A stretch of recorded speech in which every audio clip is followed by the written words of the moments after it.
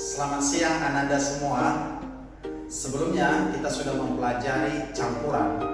Campuran terbagi menjadi dua, yaitu campuran homogen yang disebut juga dengan larutan dan campuran heterogen. Nah, campuran homogen adalah campuran antara dua zat atau lebih yang partikel-partikel penyusunnya tidak dapat dibedakan lagi. Sedangkan campuran heterogen adalah campuran antara dua zat atau lebih yang partikel-partikel penyusunnya masih dapat dibedakan.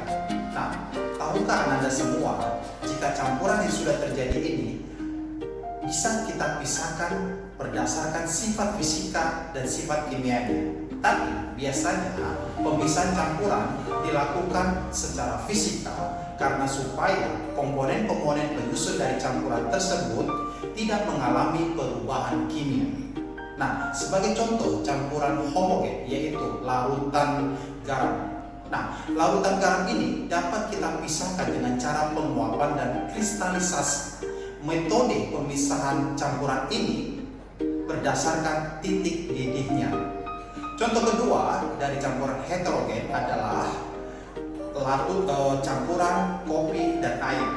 Nah, campuran kopi dan air ini dapat kita pisahkan dengan cara filtrasi atau penyaringan. Nah, metode pemisahan campuran ini berdasarkan perbedaan ukuran partikelnya. Nah, untuk mengetahui lebih dalam apa itu sifat fisika, sifat kimia suatu zat, perubahan fisika, perubahan kimia, Anda semua wajib menonton video berikut. Selamat pagi anak-anak, ketemu lagi di pelajaran ilmu pengetahuan alam, masih tentang ilmu kimia. Kita masuk di buku cetaknya bab 6, sifat zat dan pemisahan campuran. Nah, di minggu lalu kita sudah tahu definisi zat atau materi itu ialah sesuatu yang memiliki massa dan menempati ruang. Nah, wujud zat itu ada 3, nanti kita bahas di sini. Wujud atau fase zat itu ada zat padat, zat cair, dan zat gas. Ayo kita bahas satu-satu. Next. Nah, di wujud zat padat ini susunan partikelnya teratur dan jarak antar partikelnya berdekatan, ya, sangat rapat. Gaya tarik-menarik antar partikelnya atau gaya kohesinya sangat kuat. Gerak partikelnya tidak bebas, ya, karena diikat satu sama yang lain. Bentuk dan volumenya tetap.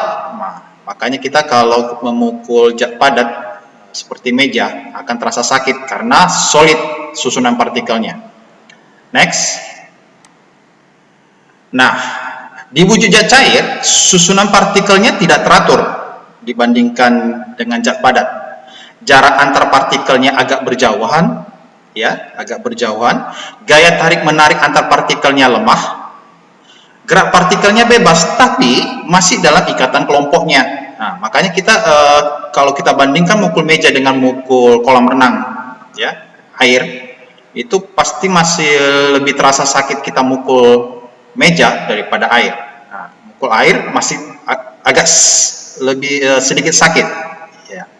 Volumenya tetap, tetapi bentuknya berubah sesuai dengan tempatnya, ya, sesuai dengan tempatnya, di mana dia berada di ruangan cekung, di ruangan bulat, ya, di ruangan kotak, ya, kotak. Next. Untuk wujud zat gas, susunan partikelnya sangat tidak teratur, ya, acak dia, ya, partikelnya kemana-mana, ya. Jarak antar partikelnya sangat berjauhan. Makanya kita kalau mukul udara tidak terasa sakit, ya. Kalau kita mukul udara dibandingkan dengan mukul air sama zat padat tadi. Malah gerak antar partikelnya sangat lemah, dapat diabaikan, ya, makanya. Gerak partikelnya sangat bebas, bentuk dan volumenya tidak tetap, selalu berubah, ya, sesuai wadah yang ditempatinya. Nah, beda dengan zat cair, volumenya tetap, bentuknya sesuai wadahnya. Zat gas, bentuk dan volumenya tidak tetap sesuai wadah yang ditempatinya. Oke. Next. Nah, Untuk melangkah lebih jauh tentang jenis zat, sebelumnya kita bahas dulu ada dua jenis gaya tarik menarik antar partikel zat. Ya, ada dua jenis, yaitu adesi dan kohesi. Adesi itu gaya tarik menarik antar partikel zat yang tidak sejenis. Akibat gaya tarik menarik antar partikel yang tidak sejenis ini menyebabkan ada dua, yaitu meniskus, ya, kita bahas, dan kapilaritas. Contohnya, nah, partikel bedak dengan partikel susunan yang ada di pipi kita, itu kenapa bisa menempel, Sersim? Nah, itu akibat adesi, gaya tarik menarik antar partikel bedak dengan pipi. Cat tembok menempel di tembok, kenapa bisa menempel? Karena ada gaya adesi, gaya tarik menarik antar partikel cat dengan partikel tembok. Next, kohesi itu gaya tarik menarik antar partikel yang sejenis, ya, sejenis. Kohesi ini menyebabkan tegangan permukaan pada zat cair. Ya, kita bahas. Contohnya apa, Sir? Yang kohesi, gaya tarik menarik antar partikel air. Pokoknya yang sejenis, air. Berarti ada cuma satu benda di sini.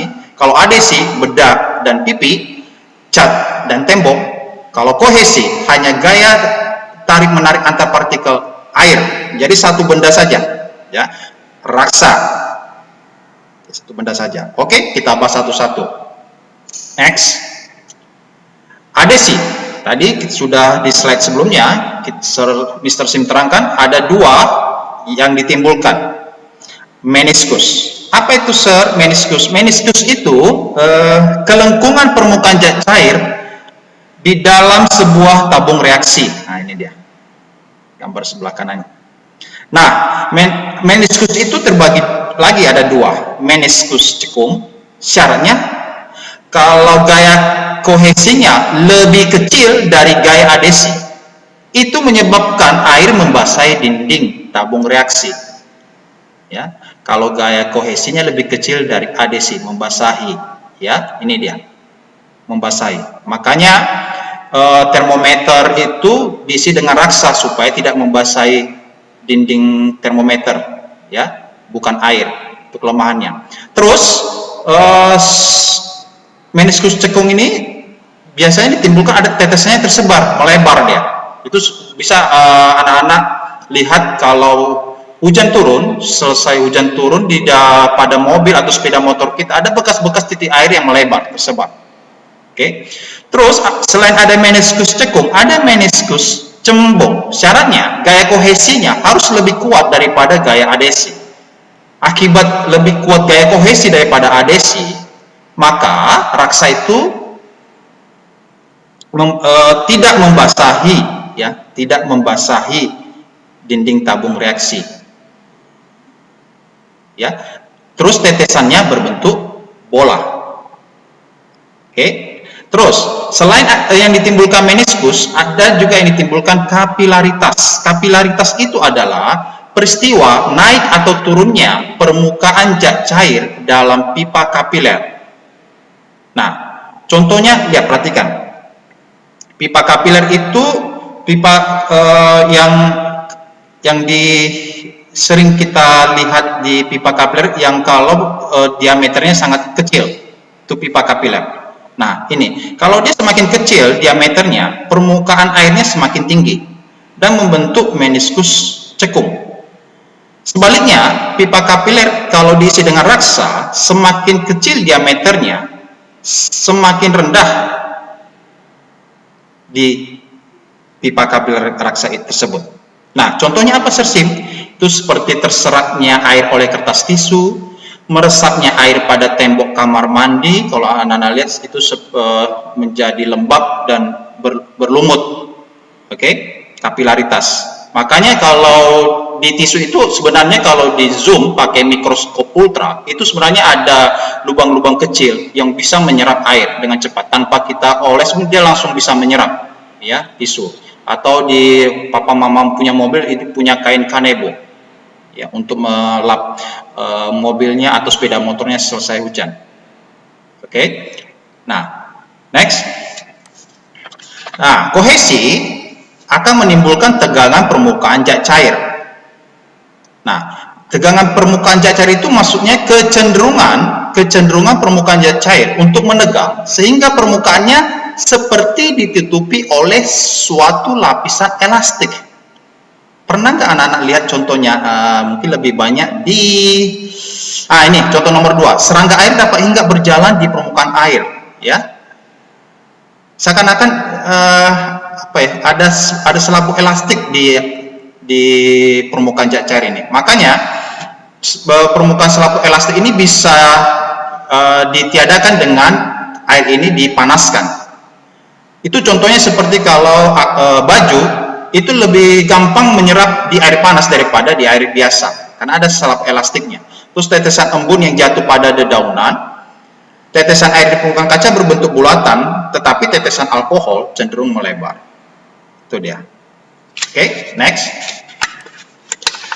Nah, sifat zat di dunia ini ada masih 2 ya.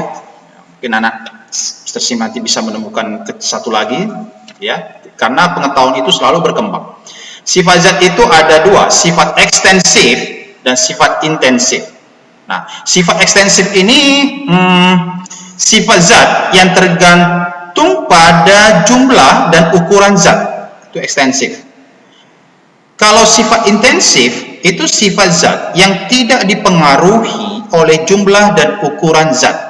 Nah, untuk sementara ini kita bahas dulu yang sifat intensif. Sifat intensif ini dipengaruhi oleh biasanya warna, massa jenis, titik beku, titik didih, kereaktifan, ya. Itu terbagi 2, ada sifat fisika dan sifat kimia. Sifat fisika itu suatu sifat ciri khas ya suatu zat yang dapat diamati secara langsung tanpa mengubah zat-zat penyusun zat materi tersebut, tanpa mengubah ya, dapat diamati langsung, sifat fisika. Kalau sifat kimia itu ciri suatu zat yang berhubungan dengan perubahan atau terbentuknya zat jenis baru akibat reaksi kimia ya, akibat reaksi kimia. Nah, sifat fisika ini biasanya diikuti dengan perubahan fisika ya, perubahan fisika.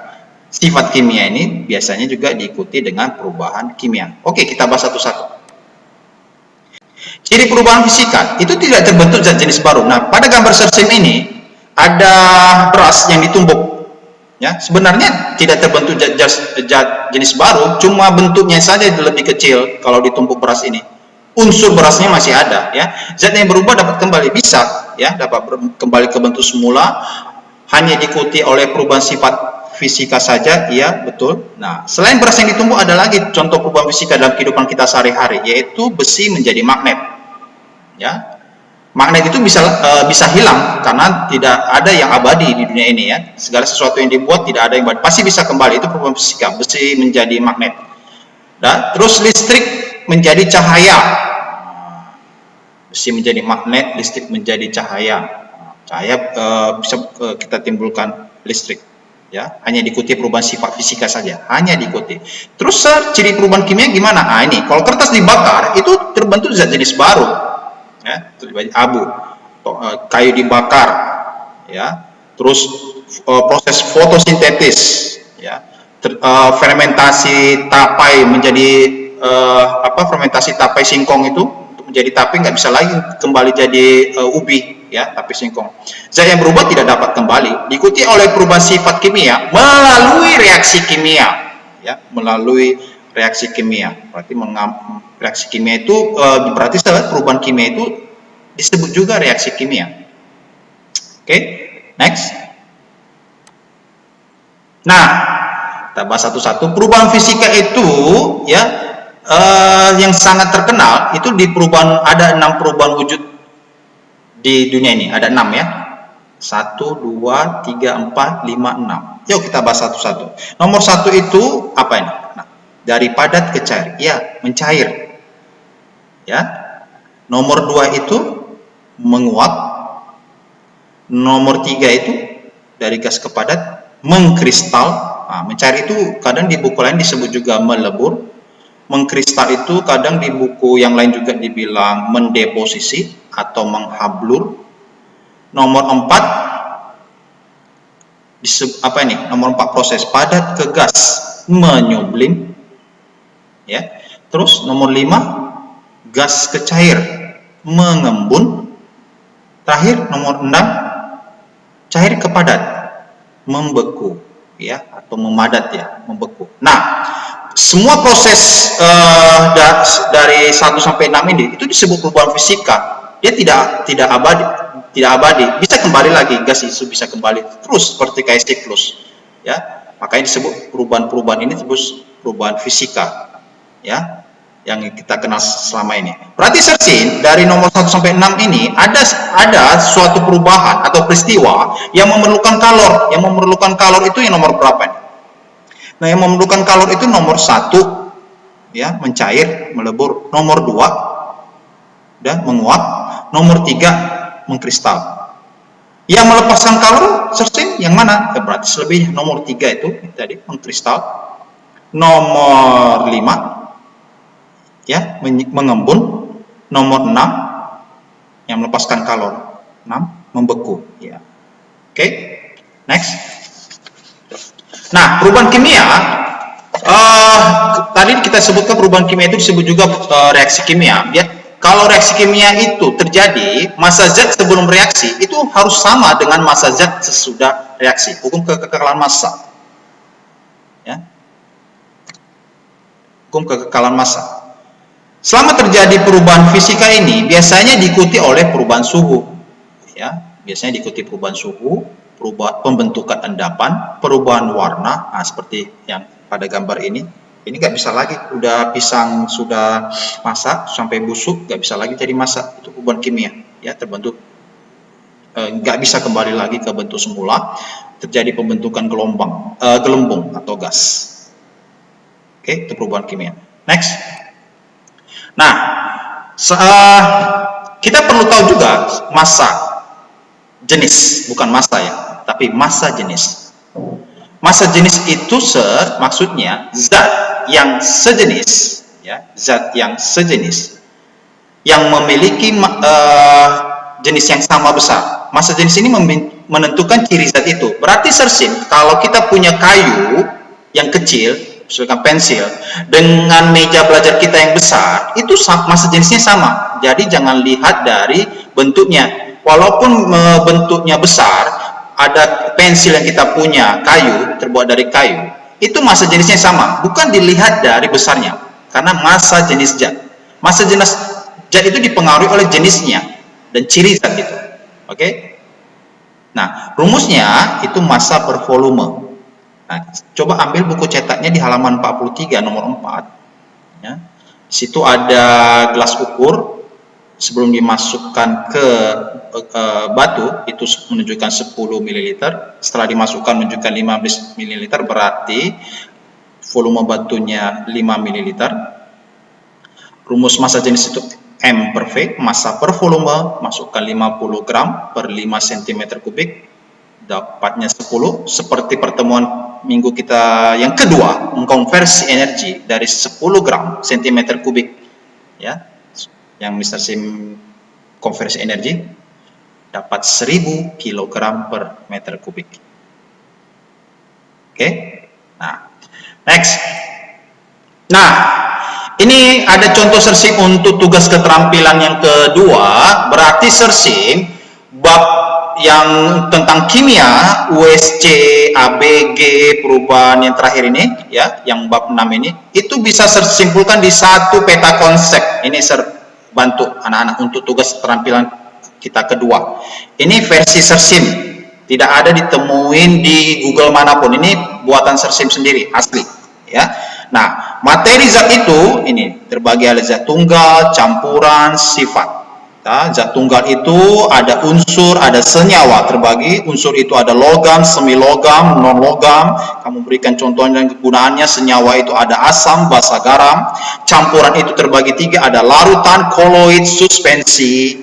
Nah, terus dari campuran homogen itu adalah larutan. Ini ada garisnya merah nih. Ada larutan, ada senyawa, unsur, itu disebut campuran homogen. Koloid dan suspensi, karena dia membentuk endapan. Koloid itu lama membentuk endapannya, kalau suspensi itu cepat, langsung bisa kita lihat oleh mata. Ini lewat mikroskop ultra, itu campuran heterogen. Setelah zat itu kita campur, ternyata bisa kita pisahkan secara fisika. Ini secara fisika, ya. Ada filtrasi, distilasi, sentrifugasi, adsorpsi, sublimasi, ekstraksi, kromatografi, kristalisasi, dekantasi, ya. Itu nanti bisa bukunya dibaca, seperti kayak filtrasi, penyaringan. Itu untuk memisahkan campuran yang memiliki ukuran partikel yang berbeda, ya. Disaring. Berarti kalau disaring berarti ada yang tertinggal, itu yang disebut residu. Yang lolos itu filtrat. Penguapan atau kristalisasi, Sir. Apa itu, Sir? Ya, penguapan atau kristalisasi. Nah, penguapan atau kristalisasi itu untuk memisahkan zat padat dari larutannya dengan cara menguapkan pelarutnya. Distilasi, Sir. Apa, Sir? Distilasi itu disebut juga penyulingan. Itu proses pemisahan campuran zat cair yang didasarkan pada perbedaan titik didih zat. Perbedaan titik didih zat. Penyubliman atau sublimasi itu untuk memisahkan campuran zat yang salah satunya mudah menyublim, ya. Terus kromatografi itu proses pemisahan campuran yang didasarkan pada perbedaan kecepatan merambat dan kelarutan. Di buku cetak kita ini, nak, itu cuma ada filtrasi, kristalisasi dan penguapan, distilasi, penyubliman dan kromatografi. Ada 6. Tapi Sir ini di sini ada 1, 2, 3, 6, ada 9, Sir tambahin. Nah, coba cari di buku yang lain di perpustakaan atau lewat Google untuk menambah wawasannya.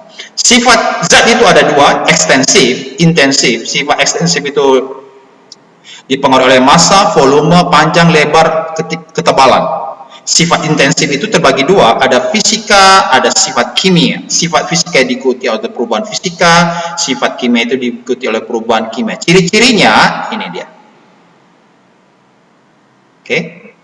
Nah, ini peta konsepnya boleh kamu tiru, boleh kamu kembangkan secantik mungkin. Tugas keterampilan kita kedua, inilah 3 bab dirangkum menjadi 1 peta konsep.